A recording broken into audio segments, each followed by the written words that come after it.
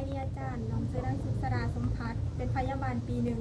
วันนี้จะมาสาธิตเกี่ยวกับการดูดขีดเสลดให้คนเจ็บก่อนอื่นมดเขาจะนำเอกสารขอไปหาคนเจ็บโดยสบายดีแม่ลูกเอมี่ซิวาสุขสดาบเด้อเป็นพยาบาลที่ได้ลงมาย่างอยู่ตึกนี่แม่ซื้อจันบ่ได้โดยอายุ45 ปีโดยอาชีพเฝ้าหน้า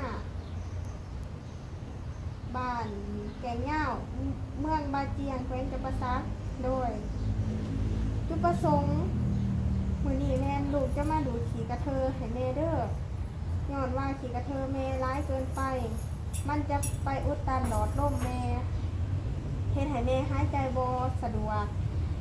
มื้อนี้ลูกจะมาดูดขี้กระเทอให้แม่เพื่อให้แม่หายใจสะดวกขึ้นในระหว่างการดูดขี้กระเทอนี่แม่จะมีอาการเจ็บเล็กน้อยเด้อแม่ให้บ่ให้แม่ตกใจหรือหยาดเด้อแม่เด้อ